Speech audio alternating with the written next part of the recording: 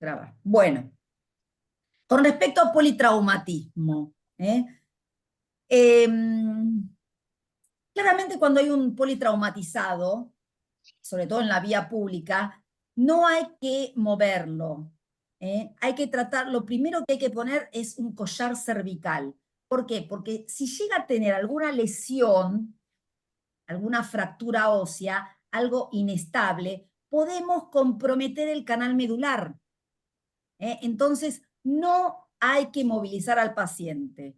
Hay que llamar a la ambulancia, lo van a poner en la camilla y enseguida le van a poner un collar cervical. Inmovilización. Eh, Bien, lo quiero pasar más rápido porque ya todo esto seguramente lo saben, pero bueno, más que nada es recordar ciertas cositas. Las fracturas y luxofracturas de las columnas cervicales, más que nada el 80% se dan a nivel cervical C3, C7, C3, C7, pero las lesiones a nivel cervical 1, cervical 2 pueden ser incompatibles con la vida. Eso es claramente. Acá tenemos, fíjense, un traumatismo en una mujer, un politraumatismo, ¿dónde vamos a tener? Esto es una resonancia y tenemos la hernia del disco, una protrusión, ¿sí? Compromiso medular, y acá en la flechita verde se ve una fractura de la parte superior de la vértebra. ¿Ven cómo ahí, si uno hace, si continúa la línea posterior, como les dije, del muro posterior, claramente hay una discontinuidad del muro posterior. Ahora hay que ver qué fue lo que pasó acá. Hubo una rotura del ligamento longitudinal posterior, hubo rotura del ligamento interespinoso. Después eso se tiene que ver, es decir, esas estructuras blandas que contienen, ¿sí?, a la columna, seguramente alguna estará afectada.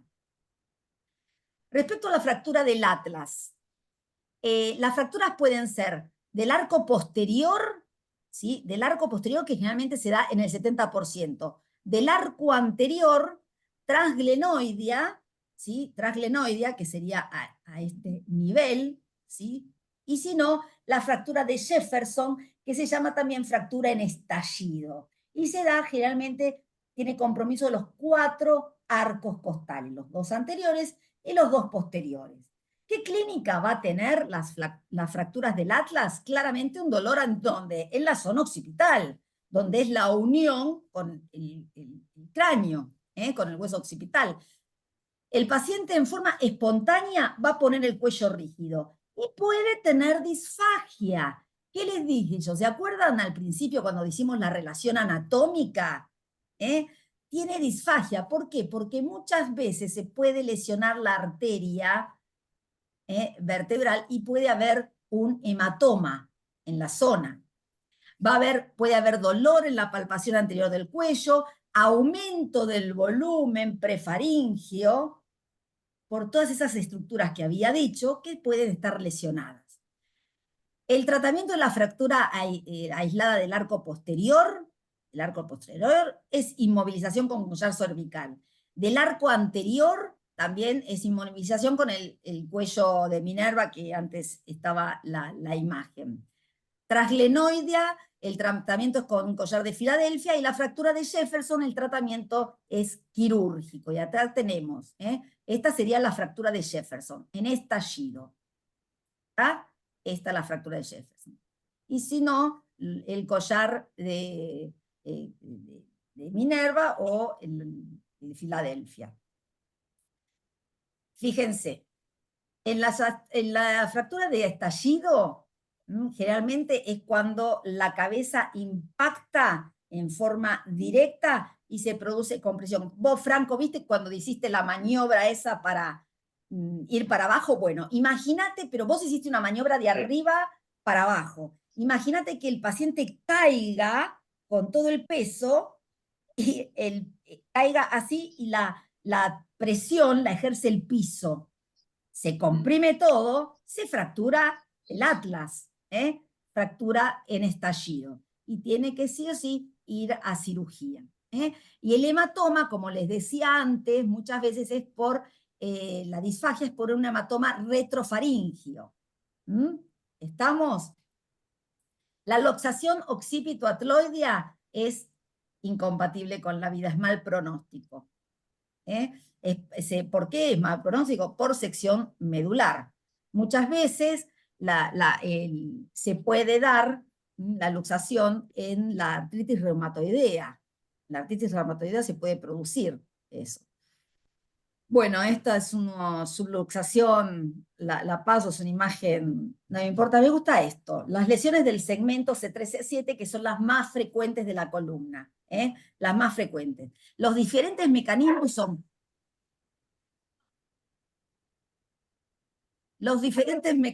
son por flexión, compresión, flexión, disrupción, hiperextensión, y ahora las vamos a ver en forma aisladitas.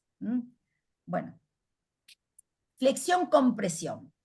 Flexión, compresión es así. Se produce por flexión, ¿sí?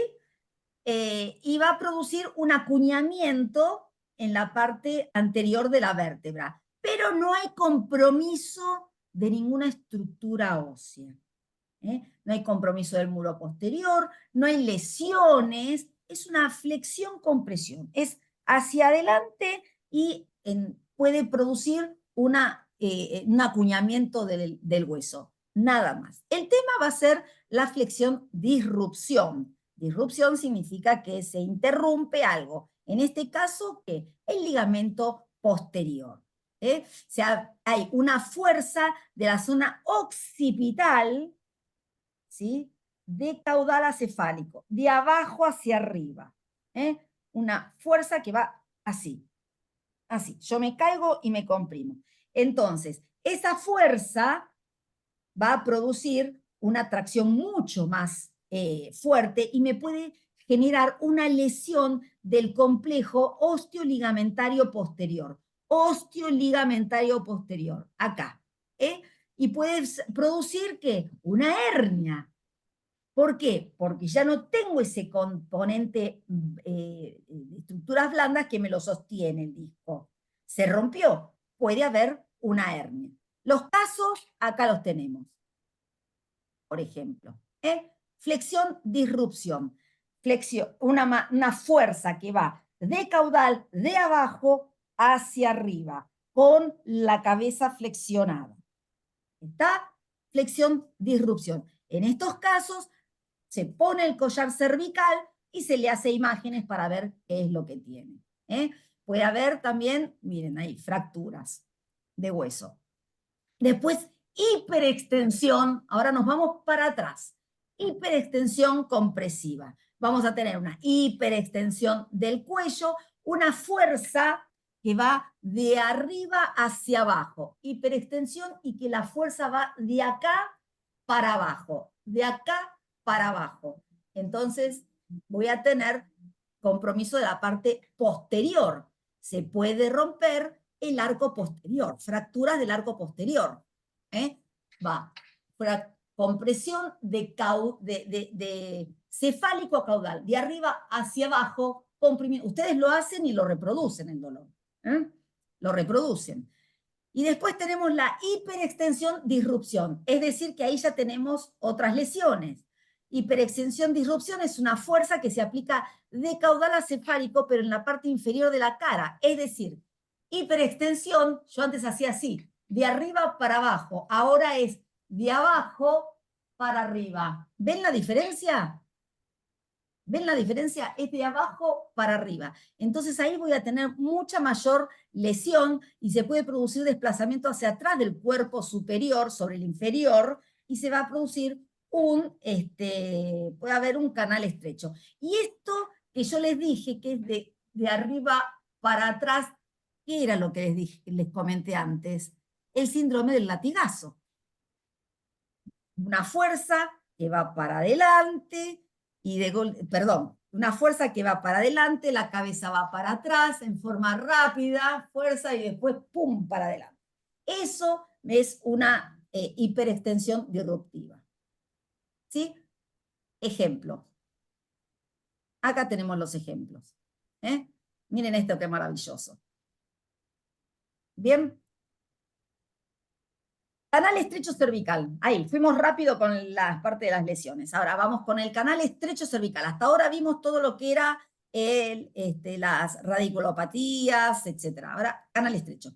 El canal estrecho es por donde va la médula cervical, ese canal, ese conducto está disminuido. El diámetro se disminuye. ¿Por qué?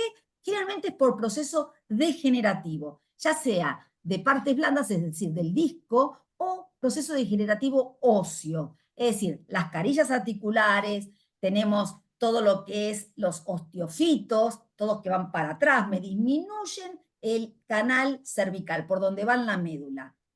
Puede haber hipertrofia de láminas y de ligamento posterior, y la clínica va a ser dolor cervical, dolor en los hombros, puede haber adormecimiento y pérdida de fuerza en las extremidades, es decir, ya tenemos un componente neurológico, y que va a aumentar a la hiperextensión. Por eso, cuando yo antes les decía que pacientes que de golpe tienen una artrosis y pueden llevar la cabeza para atrás, cuidado porque les pueden producir mayor dolor a la hiperextender por canal estrecho. Y acá tenemos un canal normal y el canal estrecho por hipertrofia de ligamentos, artrosis de los propios huesos, es decir, un sobrecrecimiento óseo. Entonces, la médula empieza a tener menor espacio donde se sitúa. Acá es una compresión de médula. Esperen que silenciar. Bueno, situación después de la descompresión, fíjense que la médula tiene signos de cambios. En la médula se pueden ver signos de cambio que son secuelas. Cuadros clínicos similares a las radiculopatías tenemos el doble crash. Esto es importante, el doble crash. ¿Qué significa? Significa que un nervio se comprime en dos sectores diferentes. Y esto es muy común en el nervio mediano. Por ejemplo, un doble crash del nervio mediano sería compresión a nivel del síndrome del túnel del carpo, a nivel del carpo, produciendo el síndrome del túnel del carpo, y quizá una compresión a nivel radicular.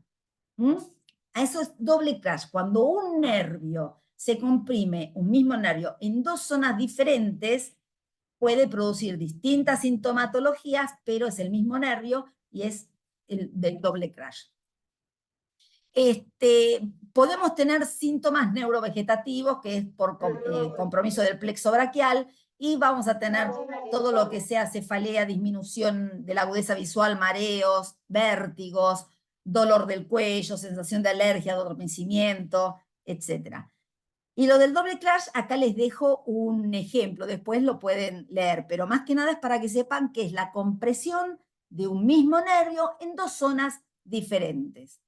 Y acá es el cuadro clínico para que yo después se los dejo y lo van viendo. En la radiografía siempre vamos a hacer estudios por imágenes, ¿no? En la radiografía vamos a ver, como les dije, frente, perfil, flexión, extensión. Eso se llama dinámica.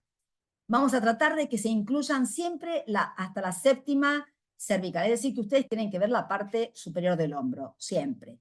Y vamos a ver, como les dije en un inicio, vamos a hacer una línea imaginaria uniendo la parte posterior de los cuerpos vertebrales, los muros, el muro vertebral, para ver si están todas las vértebras alineadas. Eso es lo primero que tenemos que ver. Vamos luego a descartar si hay rectificación o no, vamos a ver si hay inversión de la curvatura, si hay osteofitos serían los picos de loros, vamos a ver si hay toda la parte de adelante, si hay la glotis, etcétera, etcétera. En oblicuas vamos a ver los agujeros de conjunción, ¿sí? Para ver si hay osteofitos que estén disminuyendo. Para ver si hay osteofitos que estén disminuyendo los agujeros de conjunción. claramente cuando hay un traumatismo no se van a realizar las radiografías dinámicas, por favor, ¿sí? En un traumatizado, bien, con el collar cervical se le hace radiografía de frente perfil, pero no le saquen el collar y le hagan flexión, extensión, porque podemos comprometerlo aún más. ¿Bien? Bueno, fíjense acá, esto sería radiografía dinámica. Hiperextensión, el perfil en hiperextensión, el perfil en flexión. Y acá podemos ver cómo sigue el mismo trayecto. Vamos a ver. Y vemos que la amplitud de los movimientos son coherentes. Vemos bien la línea imaginaria de los muros posteriores. Eso es muy importante siempre hacerlo. Bueno. Las oblicuas, las radiografías oblicuas es para ver el agujero de conjunción. Generalmente nosotros vemos estos, pero los idóneos en el tema van a ver el famoso perrito de la Chapelle.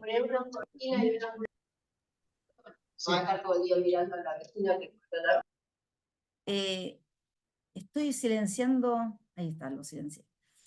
En la radiografía podemos tener rectificación, es decir, una línea completamente recta. ¿Esto es bueno? No, porque va a tener mareos el paciente, porque los agujeros transversos no están alineados como corresponde. La arteria va a sufrir ciertas zonas de colapso, de compresión. Después acá, bueno, también tenemos otra rectificación, flexión y asimetría. Acá tenemos una dinámica donde vamos a ver que en vez de seguir toda la línea posterior, acá hace como un ángulo, digamos, ¿sí? Viene recto y acá recto. Hay una simetría. ¿Estamos? Acá vemos en la radiografía una fractura a nivel cervical 2, acá una dislocación facetaria, un pinzamiento anterior con una retrolistesis de la cervical 6. Y acá ustedes, ¿qué pueden ver? Todo igual, nada más que este dormitorio que está es para una anterolistesis. Bueno. Anterolistesis, ¿de dónde a dónde? C3, C3, ¿A qué C4. nivel? Mirá, si vos decís anterolistesis, vos estás diciendo que hay anterior, se va para adelante. Sí. Y es la C2 entonces, C3. Ok. C2, no, C1, C2, C3, tenés razón. C3. C3, perfecto. Es una anterolistesis C3 sobre C4. ¿Estamos? Sí. Si no, uno podría decir, ponele como para poder darnos una idea de lo que estamos hablando, una retrolistesis de C4, pero en sí acá está perfecto decir una anterolistesis C3 sobre C4. Bárbaro. ¿Acá qué ven? ¿Puede ser que haya un poco de rectificación? Claramente, toda la Franco. parte del edificio, Sí. techo y piso, cada uno de los departamentos. ¿Por qué no lo puedo silenciar a este mujer? Bueno, silenciar. Bueno, ¿acá qué ven? ¿Se arriesga alguno? Acá tenemos C1. Desplazamiento también. ¿Ladrillo o hormigón? Desplazamiento. Casi total, yo diría, ¿no? Es lo mismo, una listesis o una fractura de luxación. Bien. Bien. ¿A nivel? ¿A qué nivel? C3, C4. C3, C4. Perfecto. ¿Acá qué ven? Un acuñamiento vertebral. Bien. C5. ¿Y cómo está? ¿Mantiene la curvatura? No. Está rectificado. No está rectificado. Perfecto. Está rectificada. Muy bien. ¿Acá qué ven? Fractura de luxación. Fractura. Exacto. Fracturas luxación. 6. Bien, ¿se dan cuenta cómo la mayoría de las radiografías, ustedes, fíjense, partan del muro posterior? Vos, Eduardo, sos experto en el tema, ¿eh? Así que podés ayudar en esta charla. Bueno, la resonancia magnética, aparte de la radiografía, las resonancias magnéticas, ¿para qué me van a servir? ¿Por qué no puedo silenciar a esta persona? El doctor Ariel Sabio está... Sí, Doc, que lo nómbrelo. Arielito, no lo puedo silenciar. Doctor Ariel Ariel. Sabio, por favor. Ariel. Ariel. No sé si se silenció. Bueno, listo. La resonancia. ¿Para qué voy a usar las resonancias? Cuando yo tengo un paciente que me está diciendo, o hago la maniobra de Spurling, o la maniobra que hizo Franco, y tengo un componente radicular. Ya hay uno empieza a pensar que hay algo neurológico que está comprometido. ¿Estamos? Entonces ahí hago una resonancia. ¿Para qué? Para descartar hernias, ¿sí?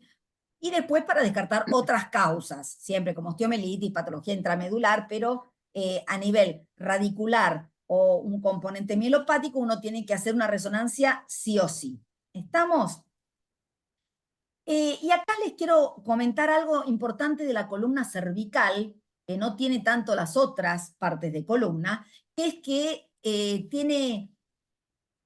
siempre se dice que es una exportadora de dolor, es decir, transmite dolor a varios lugares. ¿Por qué? Tiene distintas vías, vías ascendente, vía lateral y vía descendente.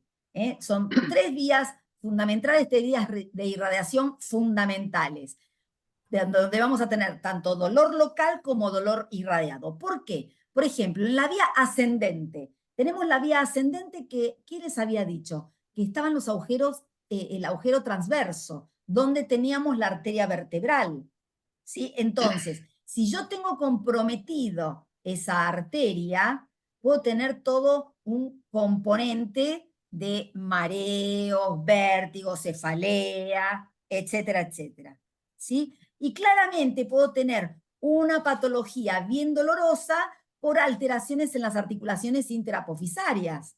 Es decir, tengo componente vascular y tengo componente doloroso por patología degenerativa, ya sea de hueso o de disco. Bien, a nivel transverso, lateral tenemos compromiso radicular y vascular. Radicular, salen las raíces nerviosas. O sea, tenemos afección a nivel del agujero de conjunción, como habíamos dicho antes, donde están las raíces nerviosas, y afección de los vasos subclavios y el plexo braquial. Y ahí es donde tenemos el síndrome del opérculo del tórax. Radicular y vascular. Y la vía descendente tenemos compromiso medular. Entonces, ascendente, lateral o transversa y vía descendente. Y en la vía descendente es todo el componente mielopático. El tratamiento de las cervicalgias, tenemos que entender que el 80%, recuerden, van a ser por malas posturas. Así que todos con el teléfono de Franco y se los derivamos todos a Franco. Tratamiento kinésico la mayoría de los casos. Franco, te estoy haciendo... Gracias, gracias. Tirá el teléfono, tirá el teléfono. Tratamiento. Puede ser conservador, siempre conservador, y en última instancia lo quirúrgico, pero siempre conservador primero, ya sea con medicamentos, con kinesiología, y en caso de ser necesario hacemos reeducación postural generalizada, RPG. El tratamiento conservador, vamos a hacer un collarín. Recuerden que los collares cervicales no se usan por más de 14 días. ¿Por qué? Porque se produce una atrofia de los músculos más profundos cervicales. Esos músculos chiquititos que dan el tono muscular. No lo puedo silenciar. Doctor Ariel, si se puede silenciar. Gracias. Fisioterapia. Fisioterapia. ¿Para qué? Para hacer todo lo que sería termoterapia.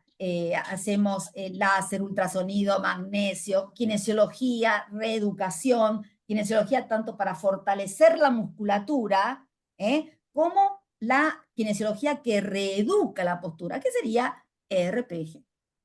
¿Sí? Pero siempre tener al lado al kinesiólogo. Es una sintomatología, las cervicodorsalgias, siempre contar con el kinesiólogo. ¿Estamos? El tratamiento quirúrgico, ¿cuándo lo vamos a hacer? ¿Cuando tenemos una protrusión discal? No, porque a partir de los 40, 50 años, una protrusión discal es absolutamente normal. Todos lo tenemos. Todos lo tenemos. El tratamiento quirúrgico va a ser cuando haya un desplazamiento de vértebra y que realmente sea irreductible, o haya una lesión inestable. ¿Estamos? Y que ahí sí ya vamos a contar. Sí, Néstor. No, yo no ¿Este está sé, vendido o pero es? me parece que hay que avisarle a Sabio, porque Sí, no sé realmente cómo avisarle ya. y vos no lo podés sacar porque evidentemente la clase está en otra cosa, no sé, no quiero como para avisarle, porque si no se le puede avisar, porque molesta terriblemente. Ariel. Ahí se mutió. Gracias. No, se desmutió. ¿Me esperan un minutito? La otra es sacarlo y que vuelva a entrar por su propio medio. ¿Sí?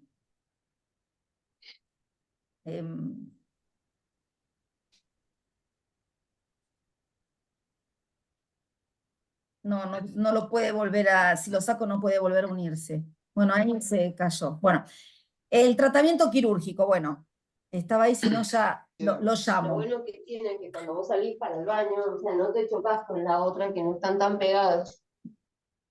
No, bueno, el tratamiento quirúrgico va a ser la microdisectomía, que sería la extirpación del disco y osteofitos por vía anterior. ¿Sí? Acá tenemos el injerto óseo, que recuerden que el injerto óseo generalmente es de la cresta ilíaca del propio paciente. ¿Sí? Y se puede hacer una fijación, sino también. ¿Estamos? Se fijan. Recuerden que toda fijación tiene sus consecuencias, porque acá el sector móvil lo estoy fijando. A la larga, la zona móvil, ¿dónde va a estar? ¿Por arriba o por debajo? Por abajo. Y el paciente puede tener dolor por arriba o por abajo. A la larga, no inmediatamente. ¿Estamos? Porque la bisagra, donde antes tenía acá la bisagra va a ser por los extremos de la artrodesis. ¿Estamos? Acá sería una laminectomía, es vía posterior, que es la descompresión de la lámina posterior. Laminectomía. Tratamiento de las cervicalgias, entonces, si no hay compromiso neurológico, por favor, si no hay compromiso neurológico, no se opera. Se hace sí o sí kinesiología o RPG, hay que tratar de promocionar las buenas conductas, las buenas formas, ¿sí? La ergonomía, es decir, las técnicas de trabajo, las posturas, cómo pararse, educación de la postura. De ser necesario, collar cervical, no más de 15 días, antiinflamatorio, pero recuerden, antiinflamatorios por periodos cortos. Sí se pueden usar esteroides, pero si estamos hablando de un paciente que tiene osteoporosis, recuerden que los corticoides van en detrimento de la osteoporosis. Al contrario, potencian más la posibilidad de llevar a una osteoporosis. Pero una sola vez se le puede dar. Uno está pensando en el tratamiento permanente. Bloqueos, y luego les voy a mostrar, por eso lo marqué, bloqueos, porque después les voy a mostrar una imagen. Claramente se pueden hacer bloqueos. Relajantes musculares, por supuesto que sí, en caso de que tener contractura. Toda patología de columna siempre tiene una contractura muscular refleja. Actividad física para fortalecer la cintura escapular, realizar... Bueno, y acá vienen las cosas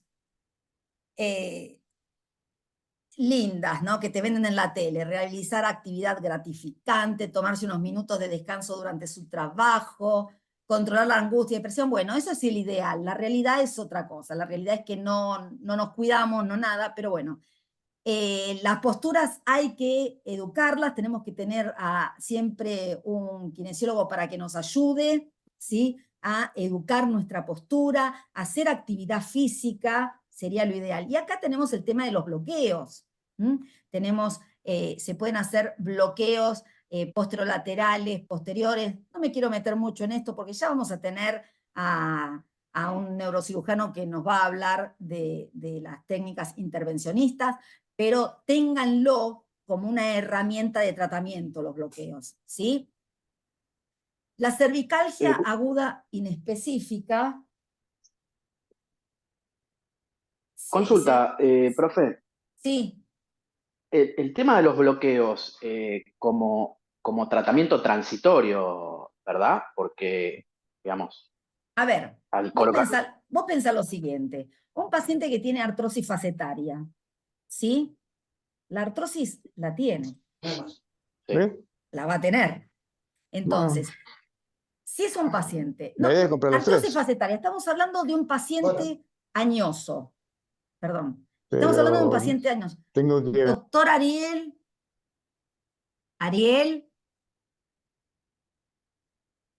Bueno, un paciente añoso, la artrosis la tiene. Yo lo que voy a tratar es de disminuir la ingesta de medicamentos que ya tiene en exceso seguramente. Entonces vos con un bloqueo podés atenuar los síntomas. Los bloqueos son diagnóstico y terapéutico. Diagnóstico porque vos al bloquear y ver, lo mismo que en la parte lumbar, vos bloqueás, ves que el tratamiento fue efectivo, hiciste un buen diagnóstico. Es ahí donde le estaba doliendo. Le vuelve el dolor y lo que podés hacer es mandarlo a hacer una termolesión por radiofrecuencia. O si no, ahora con el cambio de la ley. Hacer otro bloqueo. Bien, y una consulta, el bloqueo selectivo radicular, que, digamos, yo recibí muchos pacientes que se bloquearon y no tuvieron éxito, digamos, muchos además, digamos. ¿De qué depende del éxito de un buen bloqueo, digamos, del analgésico que se coloca o del operador dependiente? A mí me parece más que nada del operador dependiente y del diagnóstico. Si se hizo bien, primero, si es el diagnóstico es el correcto. ¿Sí? A ver, si vas a bloquear, hacer un bloqueo a un síndrome miofacial, el diagnóstico no es el correcto.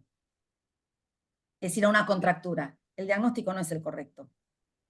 ¿Sí?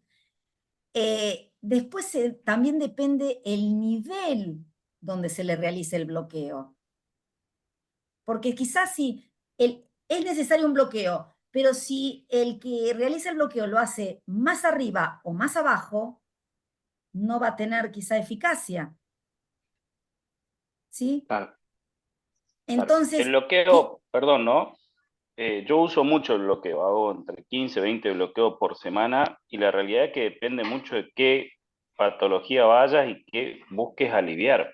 Claro, por eso te digo. Yo trabajo mucho con kinesiología, ningún tipo de bloqueo te va a sacar todo lo que es tensional y muscular, eso hay que aclarárselo al paciente. Y después hay que ver qué es lo que vos buscas aliviar y si lo haces diagnóstico y lo haces terapéutico. Hay gente que tiene suerte y un bloqueo le dura 2 o 3 años y viene cada 2 o 3 años a hacerse nada más que un bloqueo y hay gente que le dura 2 o 3 días que es nada, el paciente complejo. Pero depende de qué es lo que busques aliviar, pero va de la mano también de que le expliques al paciente. Algo que hay que decirle y creo que es fundamental es que todo lo que es muscular se trabaja muscularmente, no hay nada más que para agregarle a eso.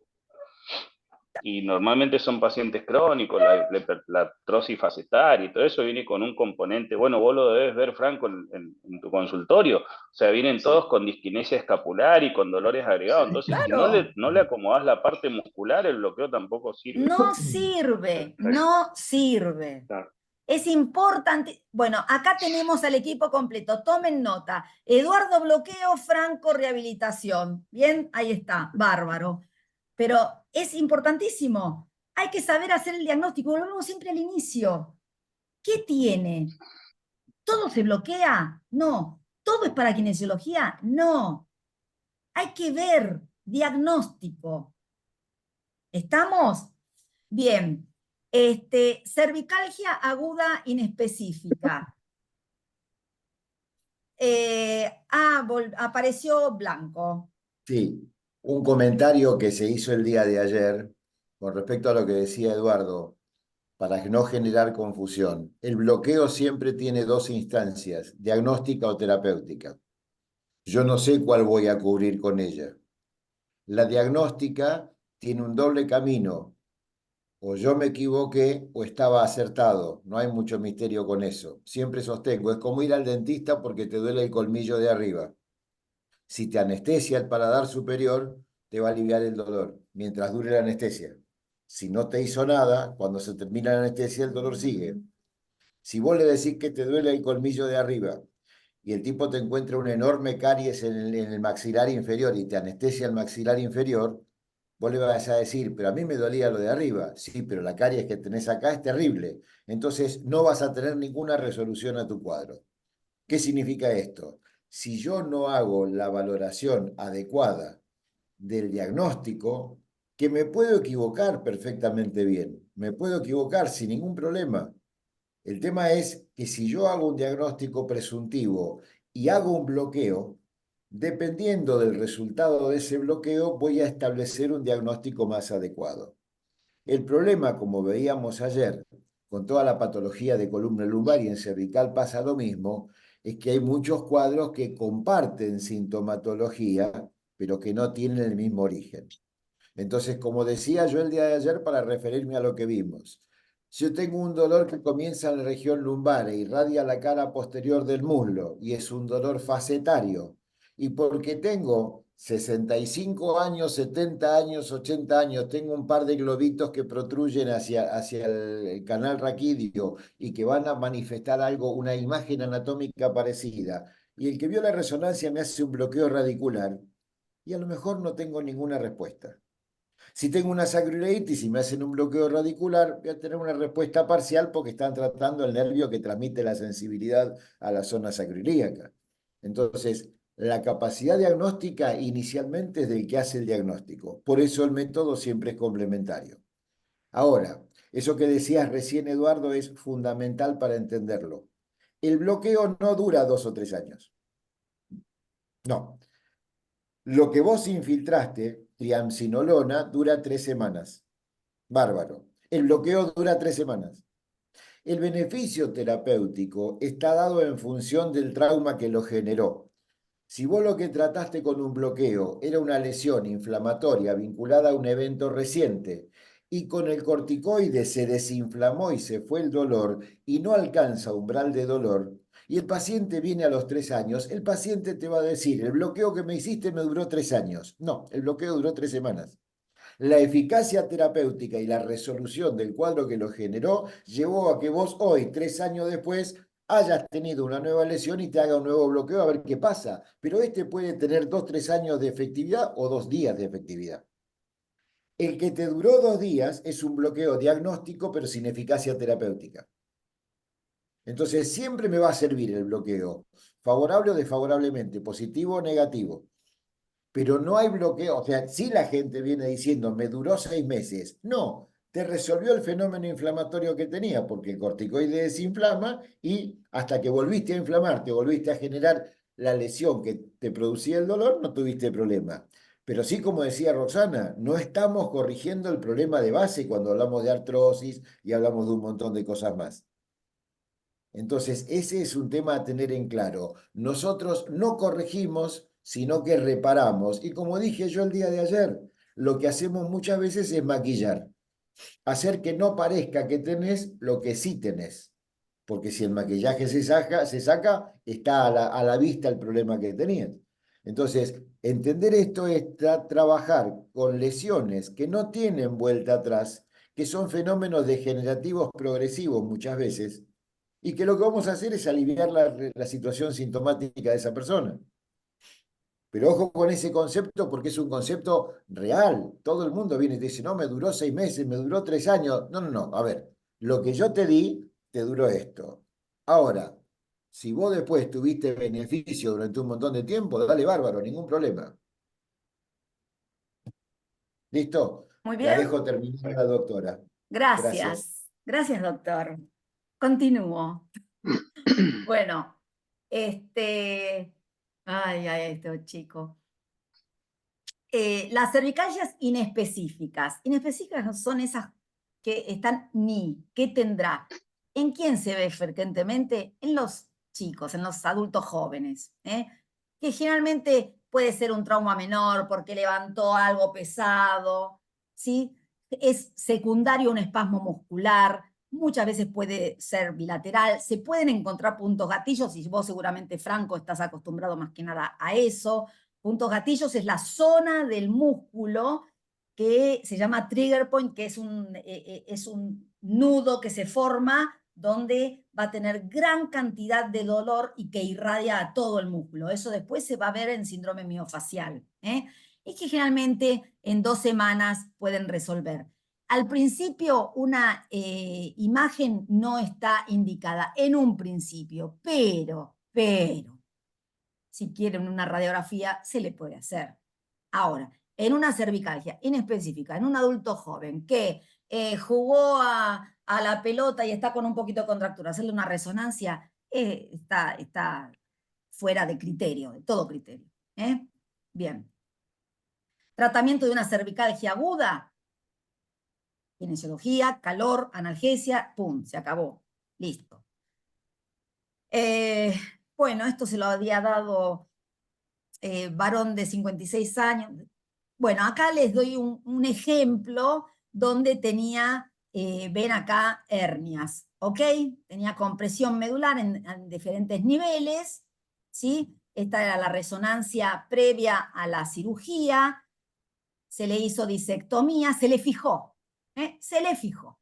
Bárbaro. ¿Y qué dije yo antes? Cuando se fija, la bisagra va a estar por arriba o por abajo.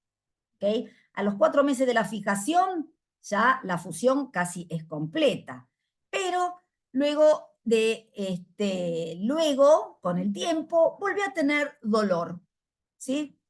Empieza a tener dolor y lo que se le termina haciendo un año después es la laminectomía. Se le termina cortando por vía posterior la lámina. Ahora, ¿qué es el síndrome de Egl? ¿Alguien sabe? ¿Alguien sabe? Silencio, digo que no. Listo, sigamos. El síndrome de Egl es esto, y esto es una tomografía en 3D, ¿no? Pero es un dolor facial y sobre todo orofaringio, y generalmente se da en pacientes que tienen antecedentes de haber sido amigdalectomizados. Y se da por un proceso de calcificación del ligamento estiloioideo. ¿Ven esto? Que están los laterales. Cuando le duele, es un dolor acá orofaringio, que el dolor aumenta cuando hace rotación. Imagínense estos dos clavos, que ya son clavos, rotando, y cuando mastica. Claramente hay que hacer un diagnóstico diferencial del glosofaringio. Bien. Puede haber un dolor espástico y persistente a nivel de la faringe, dolor faríngeo que se acentúa con los movimientos, como los dije antes, y es por una osificación, bueno, del ligamento estiloioideo. Lo lindo es esto, lo del caso clínico. Es una mujer de 49 años, una piba que consulta por presentar inestabilidad en la marcha, ¿sí? Inestabilidad en la marcha, cervicalgia desde hace más de 10 años, parestesias de miembros superiores. Inestabilidad en la marcha, cervicalgia, parestesias de miembros superiores. Dolor localizado en la cara lateral derecha del cuello que se irradia hacia el oído y ángulo mandibular del mismo lado. Toda esta zona. Incrementa el dolor cuando mueve el cuello, cuando lateraliza o cuando flexiona. Y tiene una sensación de cuerpo extraño en faringe. Una sensación, algo tengo y no sé qué es. Antecedentes, había sido amigdalectomizada en la infancia, septoplastía, no importa, y hace 16 años sufrió accidente, con elongación de la columna cervical. En el examen físico, más que nada, había dolor a la aprensión en caras laterales de faringe, uno le tocaba y dolía, uno puede ser angina, uno pensaría, es una angina. No. Se le hizo radiografía y tomografía común, que demostraron artrosis, cambios artrósicos, tomografía de cráneo normal, pero se hizo una tomografía 3D.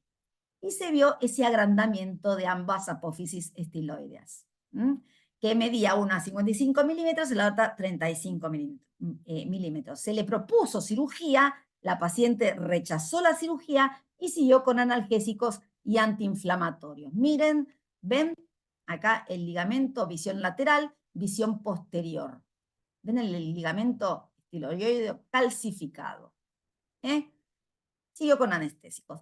Pero les dije que había que hacer una diferencia, hacer el diagnóstico diferencial con la neuralgia del glosofaringio. ¿Por qué? Porque la neuralgia del glosofaringio, como claramente dice neuralgia, como si fuese neuralgia del trigémino, va a producir dolor justamente también en la parte de garganta, la lengua, amígdalas, oídos, muy similar a esto. Pero no tiene esa sensación de cuerpo extraño.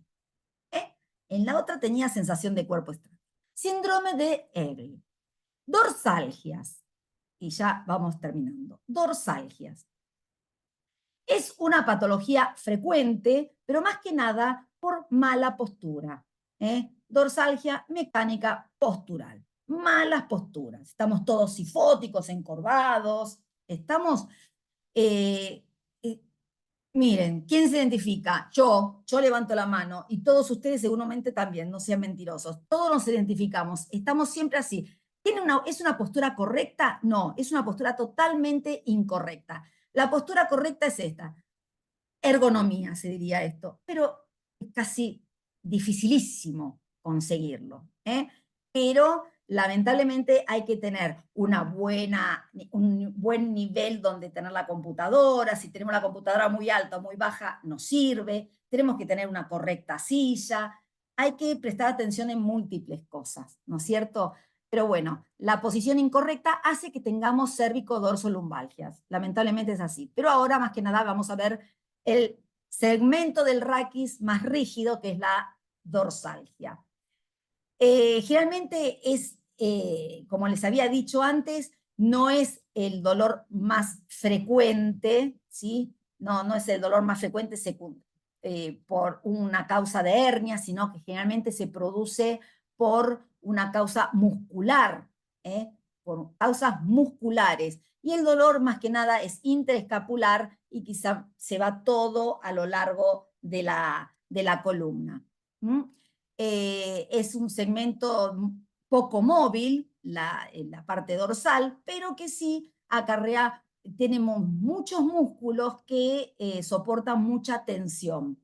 No hay que olvidarse de los dolores referidos, que serían de patología visceral, que son frecuentes. Por ejemplo, ¿cuáles? La hernia hiatal, la úlcera gástrica, colecistitis, cardiopatías isquémicas, aneurisma, patología pulmonar, causas hepáticas, etc. Son dolores referidos a nivel dorsal. Dorsalgias benignas se producen generalmente en mujeres y se da por poco desarrollo de la musculatura paravertebral. Por eso es que hay que estimular la actividad física en todos, pero sobre todo también en las mujeres, que ya si nos vamos al inicio, cuando les dije que con el embarazo empezamos a tener malas posturas, ¿sí? Tenemos que después tonificar esa mala postura que tuvimos en el embarazo. Y qué mejor tonificarla a lo largo de toda nuestra vida, porque, ojo, la vida no se termina en los 60 años ni 65. La actividad física se puede continuar hasta los 70, 80, mientras el cuerpo dé, para tener buen tono muscular, sobre todo buen desarrollo de la musculatura paravertebral.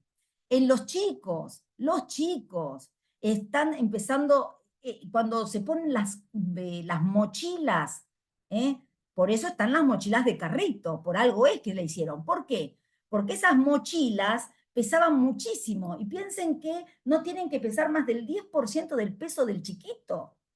para no tener problemas en la columna, para no tener problemas en las curvaturas fisiológicas de la columna en los chicos. Y las mochilas de los chicos ustedes las levantan y son pesadísimas, por eso hay que tratar de usar las mochilas que tienen rueditas. Y obviamente la bipedestación prolongada puede producir inconvenientes. ¿Por qué? Porque se le está exigiendo demasiado. Por eso siempre es necesario tener esos minutos de relajación muscular, si estás mucho tiempo sentado o parado, después tirarte en el piso, hacer unos buenos masajes a la musculatura dorsal. Va a estar agradecida. ¿Qué síntomas va a tener? Bueno, la sintomatología va a aumentar con la edad, obviamente, y con la práctica deportiva que quizá pueda ejercer el paciente, ¿sí? Esperen que admito acá. Las patologías discales generalmente no ocasionan síntomas. ¿Por qué? Y porque las raíces nerviosas generalmente están muy alejadas del disco intervertebral. ¿Se acuerdan cuando les mostré la imagen de las diferentes vértebras cervical, dorsal y lumbar? Bueno, si ustedes vuelven a esa imagen, van a ver que el disco intervertebral, la zona donde está el disco intervertebral, está realmente lejos de la raíz nerviosa. Entonces, una radiculopatía dorsal es muy difícil tenerla. Lo mismo que la mielopatía. Entonces, cuando uno tiene una dorsalgia, lo primero que tiene que pensar es patología muscular. Patología muscular, alteraciones en la columna, podemos tener infecciones, patologías, por ejemplo, degenerativas como ser osteoporosis o metabólicas, en este caso, osteoporosis. Una osteoporosis me puede llevar a un aplastamiento de fracturas, fracturas traumáticas son, fracturas patológicas se llaman, por aplastamiento. La osteoporosis generalmente produce fractura-aplastamiento en nivel dorsal. ¿Estamos? Y obviamente también podemos pensar en algún tumor, ya sean benignos, malignos. Pero siempre tener en cuenta la osteoporosis, sobre todo en personas ya mayores de 60 años, siempre hacerle radiografía para ver si no tiene la porción de pizza, como digo yo, que es fractura por aplastamiento. Diagnóstico, bueno, siempre hay que hacer radiografía, siempre se hace una imagen, no es necesaria una resonancia cuando es algo muscular, porque primero recuerden, se hace la anamnesis, examen físico, y por último se hacen las imágenes. Las imágenes, lo último. Entonces, se hacen las maniobras palpatorias, ver si tiene puntos gatillos, ver si tiene zonas de contractura muscular, ver si el cuadrado lumbar está comprometido o no, si hay dolores intercostales, ver los antecedentes, si tuvo antecedentes de herpes y que me pueda provocar un dolor dorsal por la neuralgia posherpética. Hay muchas causas. Y por último, sí, una imagen radiográfica. Acá les doy el caso clínico de un paciente que durante 2 meses de evolución tiene dorsalgia de intensidad progresiva, cada vez va teniendo más dolor, con irradiación costal, aumenta con la tos y con la extensión del tronco. Bien, ahora, acá viene lo interesante. Desde hace 1 mes tiene aumento de disnea, tos, expectoración, mucopurulenta, a veces tiene esputos ligeramente hemoptoicos, y desde hace 5 días tiene parestesias en cara lateral de extremidades inferiores. ¿Ustedes en qué piensan? Empezó con dorsalgia, ¿sí? Aumenta con la tos, irradiación, empieza con expectoración hemoptoica, disnea, parestesia. ¿Cómo? Mal de POT, una TBC. Puede ser. Bien, pero tuberculosis me va a dar, a ver, sintomatología respiratoria. Metástasis óseas en columna. Muy bien, la radiografía está perfecta. Y acá tenemos una masa de 4 centímetros. Una discitis infecciosa. ¿Cómo? Una discitis infecciosa. También puede ser, bueno, pero este caso era era esto, era una metástasis, una masa de 5 centímetros de 4 centímetros de diámetro en segmento posterior lumbar, en el lóbulo superior izquierdo, a nivel de dorsal 5, fíjense cómo comprime, cómo está en contacto estrecho con el cuerpo vertebral y con toda la parte costal, ¿sí? Por eso la irradiación del dolor a nivel intercostal. Era una neoplasia primitiva de pulmón, de tumor de pulmón. ¿Sí? ¿Estamos? Entonces, los dolores siempre hay que asociarlos con algo. Por eso siempre voy y repito lo mismo desde el primer día de clases. Hablar con el paciente. Porque viene y dice, tengo dorsalgia. Bueno, ¿vas a hacerse ese estudio? No. A ver, ¿cómo empezó? ¿Cuándo empezó? ¿Qué síntomas asociados tiene? ¿Sí? ¿Qué antecedentes tiene? Preguntar. Preguntar y revisar. Las malas posturas, claramente que están relacionadas con todo lo que es las patologías de todo el raquis, cérvico, dorso, lumbar, las malas posturas. Y acá tenemos la escoliosis. ¿La escoliosis qué es? Es cuando el cuerpo vertebral es como que se retuerce, por eso les puse esta imagen, se retuerce sobre su eje longitudinal. Tenemos varias causas de escoliosis. Podemos tener causas ya estructurales o no estructurales. Las no estructurales sería una causa postural, algo compensatorio. Estructurales podría ser una enfermedad de Marfan, que ya es más mesenquimática, una neurofibromatosis, una artritis reumatoidea, ¿sí? Una polio, distrofias musculares, hay muchas causas que pueden producir escoliosis. Y hay que diferenciar la postura escoliótica o la actitud escoliótica de una escoliosis verdadera. En la escoliosis verdadera vamos a tener que ver el eje frontal, lateral y horizontal. A nivel frontal vamos a tener una lateralización de la columna. Lateral vamos a tener la gibosidad, ahora se las voy a mostrar, ¿sí? Y horizontal una rotación. ¿Rotación de qué? Del cuerpo vertebral. Del cuerpo vertebral. Entonces, en la radiografía, las apófisis espinosas no están alineadas. En la radiografía vamos viendo que de golpe empiezan a desaparecer, ¿sí? Esa es una escoliosis. Cuando tenemos una escoliosis en la radiografía y vemos todas las apófisis espinosas, eso se llama actitud escoliótica. La curvatura generalmente de la escoliosis va empeorando durante el periodo de rápido crecimiento. Por eso los pediatras siempre hacen en los chiquitos lo que es el test de Adams, que es se van para adelante para ver la columna, si está bien o no. Seguramente todos los que tienen chicos, o si hay pediatras, ven que les hacen eso. Por eso es importante. ¿Por qué? Porque el periodo de rápido crecimiento es el más importante, donde podemos tomar una conducta y que no se perpetúe después en la edad más adulta. La columna, entonces, puede ser en forma de S o de C.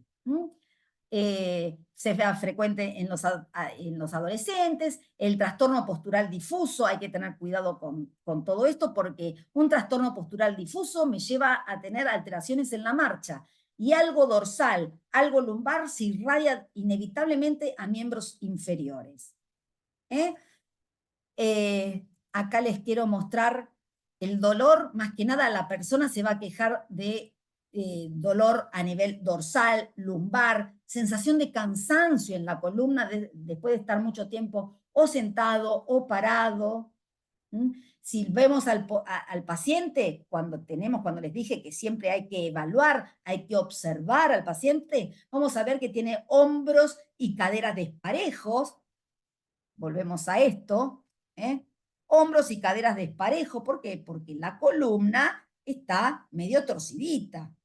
Entonces, hombros a diferente altura, caderas a diferente altura, rodillas en diferente altura. ¿Estamos?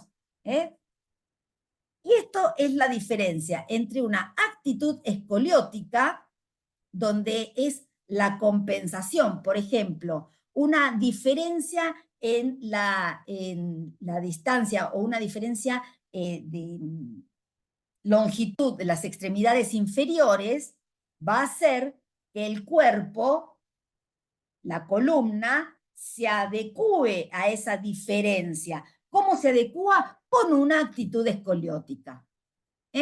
Es una compensación al acortamiento o a la diferencia de longitud de las extremidades inferiores. ¿Tá? Entonces, en la actitud escoliótica, ustedes van a ver que cuando le hacen el test de Adams para adelante, no tiene gibosidad, es decir, la rotación de cuerpos vertebrales. En cambio, en la escoliosis pura, ustedes lo hacen ir hacia adelante y sí van a tener la jiba. La jiba. Acá tenemos, ¿ven? A nivel del plano frontal, vamos a tener lateralización de la columna. En el plano lateral vamos a ver la gibosidad producida por ¿quién? Por la rotación del cuerpo vertebral. Eso es una escoliosis.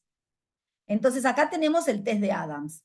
El test de Adams para ver bien la altura, todo, y se le hace ir hacia adelante, sobre todo ¿a quién? A los chicos en etapa de desarrollo, siempre. Nosotros vamos a verlo generalmente en adultos, sobre todo yo, casi ni le hago el test de Adams porque a los mayores yo le hago esto y se me van directamente al piso. Así que ya en los grandes mejor ni hacerlos. Y acá vamos a ver, por ejemplo, en las radiografías, si vemos todas las apófisis espinosas, es una actitud escoliótica. Cuando no vemos las apófisis espinosas, hay rotación de cuerpo vertebral y eso es una escoliosis propiamente dicha. ¿Estamos? Bueno, acá es algo muy, muy específico. Esto es bien para traumatólogos, ¿sí? Eduardo se puede dar el lujo de hablar de esto. Es cuándo usar corsé, cuándo valorar la cirugía, pero bueno, ven todos estos gráficos, esto les encanta a los traumatólogos. Eduardo, esto es tuyo, ¿eh? Esto es todo tuyo, ¿sí? Pero lo importante en esto es que se usa muchas veces corsé. ¿Para qué? Para disminuir la sintomatología y evitar que siga la deformación de la columna. Muchas veces no tienen síntomas, y cuando tienen síntomas, como les dije antes, va a tener sensación de cansancio de la columna. Muchas veces no se necesita tratamiento, pero hay veces que sí se necesita tratamiento. ¿Y el tratamiento cuál va a ser? Esto maravilloso, que es la cirugía. Miren qué hermoso tener esas barras a lo largo de toda la cirugía, es magnífico. Yo me quiero preguntar, yo me gustaría saber si después esta paciente o este paciente no tiene dolor secundario a todas esas barras, ¿no? Porque después hay que tratar eso, el dolor que provoca esto. ¿Estamos? Entonces, esto se ve generalmente en la gente más grande. Son varillas de acero que van a actuar como soporte, ¿sí? Se inserta de ambos lados de la columna, y lo que se está haciendo ahora, sobre todo, y decime dos, Eduardo, si tenés experiencia en esto, en adolescentes o en niños, es el anclaje de cuerpos vertebrales a nivel anterior, que se hace, se fijan tornillos para no tener varas de acero en la parte lateral o anterior del cuerpo vertebral, y se pone un cordón flexible pero tenso, y lo van como haciendo mayor tensión a medida que crecen. a medida que crece. Claro, lo van tensionando en la cirugía, y a medida que crece el chico, eso se va estirando y hace que no siga la escoliosis. ¿No es cierto? Sí. ¿Se usa, Eduardo? ¿Sos de usarlo? Son recontra remil caros. Son Sí, son caros, ¿no? que vos los podés regular de afuera, como es, para que se entienda. Hay algunos que vienen como con un imán, digamos, entonces vos lo podés ir regulando desde afuera sin tener que abrirle la columna al pie cada 3 años. Claro. Pero por lo menos acá yo en Neuquén, donde estoy, conseguir que te habiliten eso es un montón. Es y difícil. no está indicado para todo el mundo, aparte son cirugías, los abordajes son distintos y son mucho más agresivas, las doble curvas, las torácicas, meterte en el Claro. pecho del pibe, es un tema. No, tenés que tener muchos factores a considerar, por supuesto. Y una cosa es tener quizá la escoliosis en C, otra cosa en S, ya es mucho más compleja. Pero lo importante es fijarse, chicos en etapas de desarrollo con escoliosis, no lo dejemos perpetuar, ya lo tenemos que derivar al traumatólogo para ver si existe la posibilidad de evitar que esa escoliosis siga su curso. Fíjense, acá lo que se hace es un cordón bien tenso, flexible, se lo va tensando, entonces el chico va creciendo y ese cordón impide que siga las líneas de escoliosis, ¿no? Bien, a nivel de cifosis, la columna normal sería esta, y cifosis es la actitud cifótica, es cuando ya la columna dorsal está todo pegado, ¿no? Ya el pecho se toca con la parte lumbar, en muchos abuelos lo vemos eso. Y ojo que la cifosis muy marcada produce una enfermedad pulmonar restrictiva.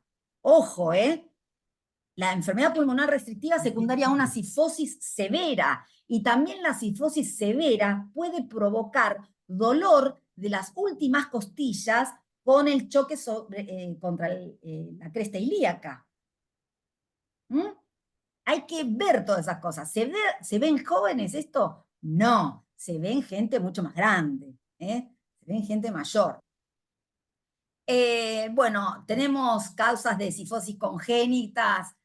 Eso es como para que sepan que hay chiquitos que ya pueden tener desde que nacen, pero es a nivel quirúrgico, se trata con cirugía. Y obviamente cuando vamos creciendo, cifosis posturales, es en el periodo adolescente. Es decir, yo lo estoy transitando justamente ahora, la cifosis postural, porque soy un adolescente y tengo posturas incorrectas. Entonces, lo importante en los chicos, siempre me acuerdo que mi mamá me decía, ponete derecha, ponete derecha, ponete derecha, me hizo hacer danzas para ponerme derecha, y bueno, y sí, es para evitar que uno se incline. Y si ustedes mismos ahora se ponen derecho, van a ver cómo la musculatura de la espalda entra en tensión. Entonces, lo ideal es siempre estar derecho. Como decían, saque pecho, saque pecho. Causas de cifosis postural, enfermedades degenerativas, osteoporosis en la gente mayor, una cifosis muy marcada, dolor, tenemos que pensar en una fractura patológica, algún traumatismo, escoliosis, polio, infecciones, etc. Y las síntomas de cifosis, ¿qué va a ser? Dolor más que nada en la parte media a baja de la espalda, dificultad respiratoria en casos graves, como les dije antes, cansancio, rigidez de la espalda, bueno, lo que ya sabemos. Hernias discales a nivel dorsal son extremadamente raras, se da en un 1% de las causas. ¿Y dónde? Sobre todo a nivel dorsal 11 a lumbar 1. ¿Por qué? Porque es la zona de mayor curvatura. Es un dolor variable en tronco que a veces puede irradiar a miembros inferiores, pero la verdad, una hernia discal generalmente es totalmente asintomática. Ahí tenemos. El tratamiento inicial de una hernia discal dorsal, conservador, si tiene dolor se le puede hacer bloqueo o tratamiento medicamentoso. Indicaciones quirúrgicas cuando ya tiene un dolor radicular severo, deterioro neurológico. Siempre recuerden que uno va a ir a la cirugía en última instancia. En última instancia. No es lo primero para hacer. Pero hernia discal, la verdad, pasémoslo por alto porque se ve muy poco. Quizá Eduardo puede dar algo, pero no se ve generalmente. Y bueno, y acá les quiero mostrar lo que nos traten después de tener esta charla, no olvidarse de hacer algo muy importante en los pacientes, cuando tienen dolor y dicen, me duele acá, acá, atrás, hagan lo que se llama espinograma.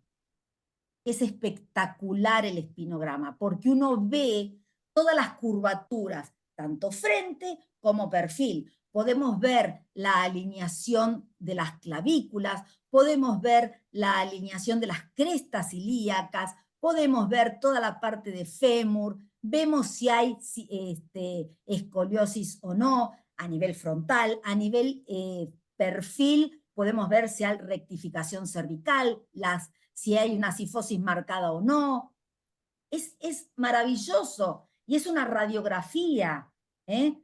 Es una radiografía. Entonces, además de pedir, como les enseñé, radiografía cervical, frente, perfil, y en dinámica, que sería flexión y extensión, un espinograma, cuando se le asocia también dolor dorsal, no se le niega a nadie, es espectacular, ¿eh?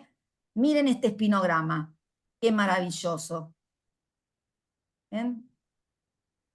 Bueno, hemos terminado, y esta imagen es deliciosa. Empezamos con 4 manos, Homo sapiens, bipedestación, espectacular, y terminamos como un chimpancé, pero tecnológico, ¿no? Podemos darnos el lujo de decir, somos chimpancé tecnológico. Bueno, dejo de compartir, y pude terminar en tiempo y forma. Bien. Natalia.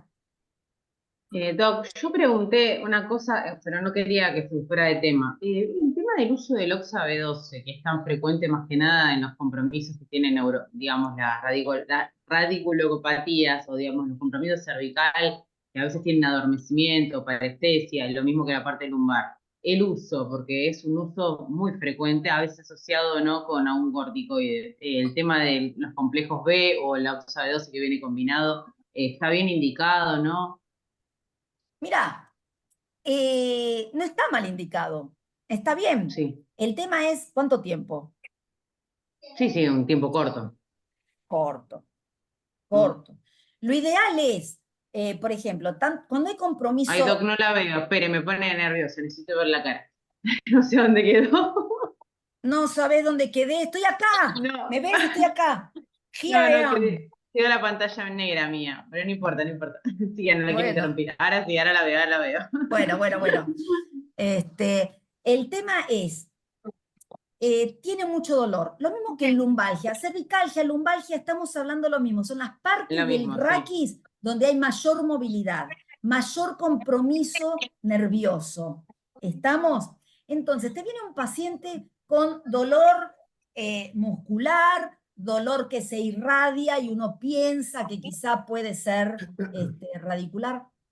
Perfectamente se le puede dar, pero ¿por cuánto tiempo se lo pensás dar?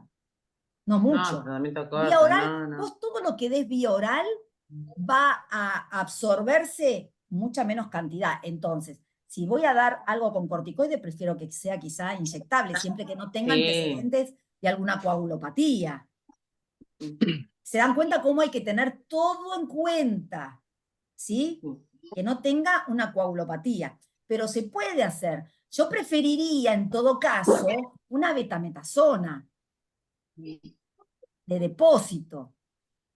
Porque un Oxa B12, ¿cuánto tiene de corticoide? Tiene diclo, empezás a mezclar. Entonces, si yo pienso que tiene un compromiso neurológico, nervio, más allá de, mientras le mando a hacer los estudios, para ver qué conducta tomar, a quién derivar, claramente que le voy a indicar una betametasona para atenuarle los dolores que está teniendo en el día de hoy.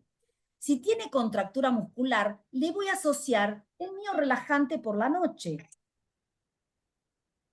Bueno, eso es otra pregunta de la que también hice después, yo para no olvidarme, si había otros miorrelajantes del mercado, que están los pridinoles, la dorexina y todo eso, si hay alguno que esté mejor que otro, o alguno que sea mejor para usarlo, porque hay pacientes que no tienen tolerancia al pridinol, utilizan dorexina, y la dorexina quizás los palma un montón. Me imagino que debe ser, depende del paciente, ¿no? Pero más que nada en el mercado de los que hay. Hay muchísimos miorrelajantes, hay muchos miorrelajantes. En lo personal, el pridinol no me gusta. A mí me gusta la clorzoxazona. A mí me gusta la clorzoxacina, tal cual. Sí, la clorzoxacina va muy bien. Tenés otra que es el tiocolchicócido, que no tiene acción a nivel del sistema nervioso central. Es el famoso Molagar. ¿Cuál es? El ¿Cuál es? tiocolchicócido. Lo di en achuvantes. Fíjate Sí, que lo abajo de escuché, todo pero el no lo llegué a, relajante. no lo llegué a entender la palabra, pero sí, me acuerdo Sí. haberlo escuchado, sí. Bueno, lo tenés ahí. Y lo bueno que tiene es que lo podés dar de día porque no tiene una acción a nivel del sistema GABA, sistema nervioso central. ¿Sí? Perfecto. A nivel, para no tener esos mareos, esos estados de somnolencia que te produce el miorelajante. Pero individualmente, siempre, todo miorelajante, lo ideal es que sea usado a la noche cuando el cuerpo está relajado. Obviamente, si es un sereno y duerme de día, que tome de día. Bueno, A ver, uno está bien. tiene que adecuarse al paciente que tiene adelante. ¿Estamos? ¿Sí? Claro, Pero perfecto. vos lo que vas a hacer con el paciente, si tiene un compromiso radicular, está con mucho dolor, lo mandás a hacer y bueno, algo le tenés que dar mientras tanto.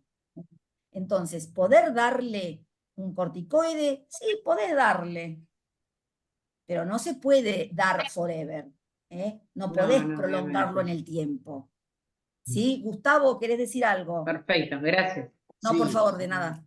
un par de comentarios. Uno del tema de los relajantes musculares. Como decía Rosana, el tiocolchicócido, como actúa a nivel medular predominantemente, produce mucha menos somnolencia, pero hay una sola marca comercial que es el Molagar. De los otros tenés varias marcas. Ese Dorixina Relax que vos decías, Natalia, tiene ciclobenzaprina en una dosis baja. Hay una presentación de ciclobenzaprina en dosis de 15 miligramos que a mí me parece una guasada, me parece una cosa excesiva, si bien tiene una liberación inicial y después una liberación continuada, porque los relajantes musculares, salvo el tiocolchicócido con algunas apreciaciones especiales, dividen a la humanidad en dos grandes grupos. El que te dice que no le hizo nada y el que lo dejó dormido. Por eso lo usamos cuando se va a dormir puntualmente, porque produce esos efectos de somnolencia. Realmente, tal vez dentro de los relajantes musculares, el que uno plantearía con un poquito más de cautela es el garisoprodol, porque se produce más dependencia farmacológica a nivel cerebral. Pero bueno, el resto lo vamos a usar en corto periodo de tiempo, que es la parte más importante. Y lo otro, retrocediendo un poquito, cuando vos preguntabas, Natalia, el tema de la vitamina B12, esta charla hace 10 años hubiera tenido un fin muy rápido, te hubiera dicho no sirve para nada. Y de hecho, si a lo mejor no soy yo el más indicado para suponerlo o plantearlo, hay quienes tienen mucha más experiencia que yo, que se llama industria farmacéutica, que durante años sostuvieron esos productos, que era un antiinflamatorio, un poco de betametasona y vitamina B12, y que se usaban frecuentemente en todo lo que era un dolor agudo vinculado a patología cervical o lumbar o dolor en el cuello, en los brazos, en las piernas. O sea, vos caías en cualquier guardia y te ligabas un cualquier porquería B12 inyectable, te daban uno por día durante 3 días, se acabó la historia. Probablemente sin eso te hubiera ido igual, con un poquito más de dolor al principio. Pero el concepto es que era lo que uno buscaba. En el daño del tejido nervioso, hoy en día se plantea que la vitamina B12 tiene una cierta utilidad en la capacidad regenerativa del nervio. Entonces vamos al punto de partida. ¿Qué daño tiene el nervio si lo que está sufriendo es un impacto secundario vinculado a un trauma muscular, a una cosa así? En una hernia discal real, como las que vimos ayer y como las que vimos hoy, un B12 no me va a corregir absolutamente nada del daño del nervio. Entonces uno plantea una postura primero anterior, primitiva. La vitamina B12 se utiliza en patología, en neuropatía deficitaria de vitamina B12. Exclusivamente en eso. El otro conflicto que surge es cómo la vas a usar. Porque acá tenemos un antagonismo severo entre lo que hacemos, lo que pensamos y lo que podemos llegar a aplicar.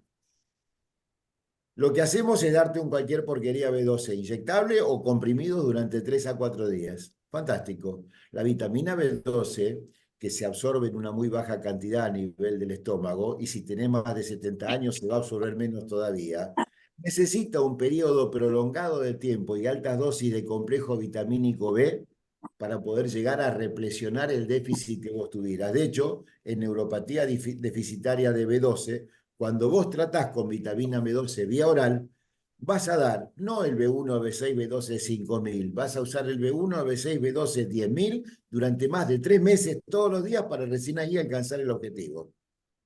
Entonces, yo me planteo eso como para decir, alcancé el objetivo por la absorción errática que tiene a nivel digestivo, ¿qué sentido tiene tomar durante 3 días?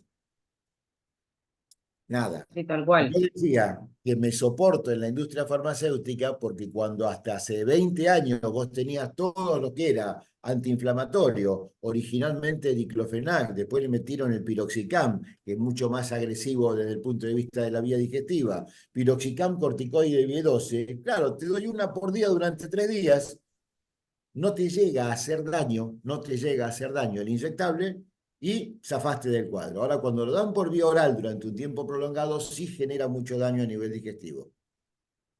¿Y qué pasó? Que la industria farmacéutica entendió un mensaje distinto y de hace aproximadamente unos 15 años, 20 años, cambiaron la modalidad y casi todos los que tienen, siguen sosteniendo, porque los médicos siguen usando siempre lo mismo, los que tenían el antiinflamatorio corticoide B12, hoy en día tenés el antiinflamatorio corticoide, que para el manejo de corto periodo de tiempo es exactamente igual con que sin B12.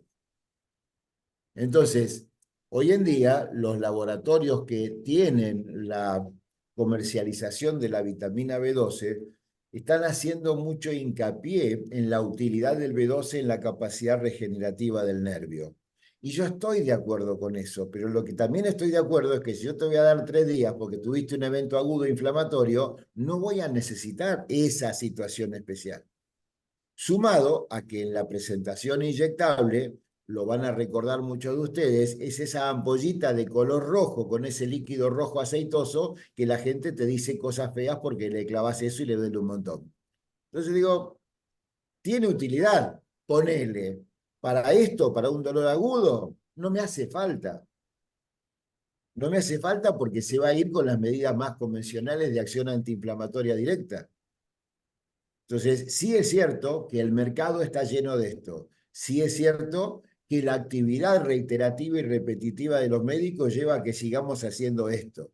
Y si vos vas a una guardia con un dolor lumbar que te duele un poquito hacia la pierna, lo más probable es que te vayas de esa guardia con la aplicación de una de esas y con Valium, diazepam, 5 miligramos todos los días a la noche. Y el diazepam, ¿por qué te lo dan? Porque tiene acción relajante muscular. El inconveniente del diazepam es que su metabolismo hace que dure más de 50 horas en el organismo. Por eso hay mucha gente que toma diazepam y se queda durante 2 días tarado. Y el clonazepam tiene a lo mejor la misma capacidad relajante muscular que el diazepam, pero no lo sabían. Y dura 6 a 8 horas, pero no lo sabían. Pero tiene un problema, que cuando a veces hace reacción paradojal, la capacidad de reacción paradojal del clonazepam es más frecuente, tiene mayor prevalencia que la del diazepam.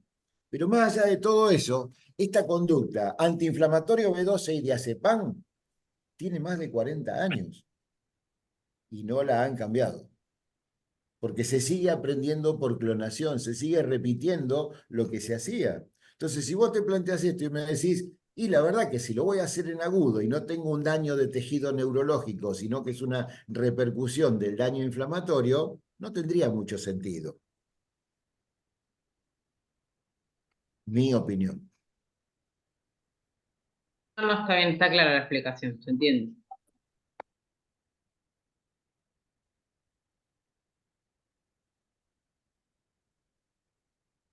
¿Alguna otra consulta? Doctora, yo quería consultarle, ya que está Franco y Eduardo también, si dentro de la prevención y la ergonomía de una escoliosis o una lumbalgia, sirve también plantearse las plantillas ortopédicas como algo como para prevenir, más que nada, no como un tratamiento agudo, ¿sí? Sí. A ver, yo después los dejo hablar después a Franco y a Eduardo, pero ¿te acordás que te había comentado antes lo que es la actitud escoliótica, que es Sí, la compensación de la columna exacto. a la diferencia de longitud de los miembros inferiores. Sí.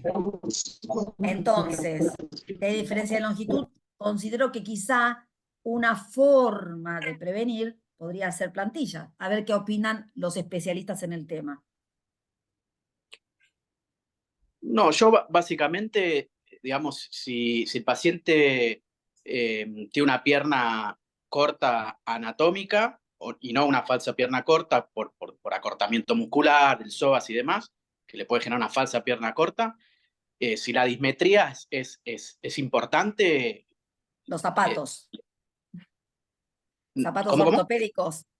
No, si la dismetría es importante, le planteo la posibilidad de que vaya a ver un traumatólogo para corroborar si es necesario una plantilla para que Para realce. para el realce, claro, y que su Claro. pisada sea compensada en tiempo y forma. Claramente que hay diferentes grados de plantilla. Tenés las plantillas finitas y hasta tenés esos zapatos medio ortopédicos que son Claro. grandes. Pero a ver qué dice Eduardo. Sí, le haces un escanograma con telemetría, ves la discrepancia y en base a eso le planteas cuáles son las opciones, pero anda a ponerle una zapatilla con realce a un pibe de 12 años que va a la escuela. No hay forma. O sea, No hay imagínate que forma. tiene que cambiar todos los calzados, Pero justo es la una época de mayor plantilla, crecimiento, che. Es la época de mayor crecimiento, sí, pero estás previniendo una pero es tan posible... difícil como ponerle un corsé 24/7 a un chico de 10 años. No lo usan, Un corsé es otra cosa. no Pero lo usan. Pero una plantilla, imagínate que ese chico va a la escuela con un zapato alto y un zapato bajo. Bien, ok. No les gusta, no se los ponen. Bárbaro. Entonces una discrepancia de menos de 1 centímetro, le podés plantear una plantilla. Adentro del calzado hasta tantos milímetros le entran y eso sí. Pero si no, los chicos prefieren ir a hacerse una epifisiodisis de tibia, de fémur, dependiendo si son discrepancias muy marcadas, las tenés que frenar de otra forma y compensar de otra forma. Pero las que se compensan con zapatos y eso no las usan. Ajá. Perdón, ok. yo quiero comentar algo desde el punto de vista de la geriatría, ¿no? ¿Qué viejo no tiene una pisada prona y termina basculando cuando camina, como dijo el doctor Gustavo, y de repente tenemos un paciente que no nos tenemos que olvidar que camina mal y la columna trabaja como una articulación única. El paciente pisa mal, bascula la cadera y de repente viene con dolores en toda la columna. Entonces yo sí soy pro de la plantilla. No, claro, pero una cosa es corregir una pisada, un cao, un plano, y otra cosa es una discrepancia. Sin ninguna duda que si la base está mal, el resto va a estar mal seguro. Es un concepto que hay que tener en cuenta, por eso empezamos de abajo para arriba. Pero es cierto que también, vos decías, Clota, ahí está, que si yo tengo 70 años y hace 70 años que tengo una asimetría de longitud de miembros inferiores de 2,5 centímetros que no me la corrigieron nunca, si ahora a alguien se le ocurre generarme una asimetría en eso, me acaba de arruinar la vida. Porque todo mi cuerpo está preparado para tener esa torsión, se hizo una postura escoliótica de mi columna para antagonizar esa asimetría y demás, para que yo esté centrado. Cuando vos me tirás ahora 2 centímetros para el otro lado para emparejarme la longitud, mi cuerpo no va a tener chance de reacomodarse como se reacomodó toda mi vida. Entonces también es a quién se lo vas a hacer. Se supone que asimetrías de 1 centímetro o menos no hay que hacer absolutamente nada porque no tiene mayor implicancia en todo esto. Si tenés 2 centímetros o más, hay dentro del calzado, se hace cuñas internas, se puede hacer porque el zapatero te separa la suela y te lo hace bien adentro, no es que le estás pegando otra suela aparte, pero estéticamente queda visible, y si tiene una diferencia de longitud de 10, 15 centímetros, eso es otra patología, es otra cosa que requiere otro tipo de tratamiento. Entonces, ahí están las diferencias también, pero sin ningún lugar a dudas que la marcha inadecuada en el geronte es lo que genera todos esos dolores que vienen a la consulta todos los días. Que viene la consulta, Perdón. aparte vos fijate, ¿qué pasa con la artrosis facetaria? Te tira el tronco hacia adelante, porque atrás está todo pegoteado, está crecido, hay un exceso de crecimiento de las articulaciones facetarias, se redujo la altura de los discos, se aumentó la altura de las facetas, por lo tanto me inclino para adelante. Si vos inclinás para adelante, estás saliendo dentro de tu equilibrio, estás saliendo de lo que es el plano sagital, te vas a ir hacia adelante, vas a hacer una carga de trabajo inadecuada, vas a generar sacroileitis, vas a generar dolor en toda la musculatura posterior, vas a caminar inadecuadamente. Y después vienen tus hijos y te dicen ponete derecho. Y no es que no te pones derecho porque no querés. Claro, Tu claro. organismo se fue. Entonces, entender que el paso del tiempo también tiene sus cositas, tiene sus bemoles. Y bueno, nosotros tratamos de corregir lo que vamos pudiendo. Por eso, un concepto a tener en cuenta es que los médicos no curamos, reacondicionamos, que es diferente. Curar es devolver al ser a su estado natural. Un apéndice operado no está curado el paciente, está reacondicionado, porque se quedó con una cicatriz y con un pedazo de intestino menos. Entonces no está curado, no volvió a su estado natural. Es un concepto filosófico. Pero la curación es eso. Ahora, si yo me digo, ¿está resuelto el problema? Sí, está resuelto el problema. Ningún inconveniente. No, además ya el cuerpo, perdón, el cuerpo, como vos decís, Gustavo, ya evolutivamente en un geronte ya va a generar compensaciones para sostener su cuerpo de una manera más cómoda. Por eso pienso que ya va a haber adaptado a todos esos cambios que evolutivamente fueron sucediendo a lo largo de su vida en una persona mayor. Sí. Perdón, ¿no? Yo quiero hacer un comentario, yo le digo el síndrome de la chancleta. El paciente que llega con 66, 67, que se jubiló a los 65 y de repente estuvo en la casa, cambió el calzado, dejó de salir, se quedó en chancleta, como decimos acá, chancleta en Tucumán, la pantufla, y el paciente cambió el calzado y de repente debutó con dolores en todos lados. Así, ¿qué cambió? Y bueno, está bien, cambió su actividad, cambió un montón de aspectos, por ahí tiene un proceso depresivo, una jubilopatía, y empezamos a integrar un montón de cosas, pero de repente nos damos cuenta que también empieza por el pie, ¿no? Yo le digo el síndrome de la chancleta, pero hay mucho más atrás de todo eso.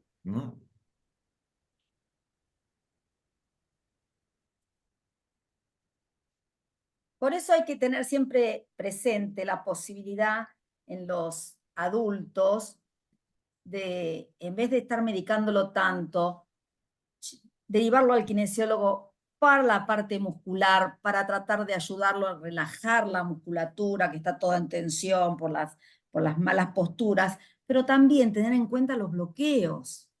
Una forma de disminuir el consumo de drogas ahora, que es difícil que te lo acepten la prepaga, la obra social, es otra cosa. Quizá la prepaga no hay problema, pero PAMI, por ejemplo, es terrible.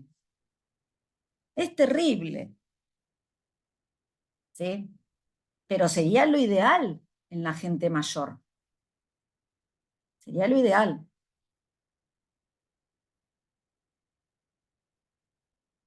¿Qué más?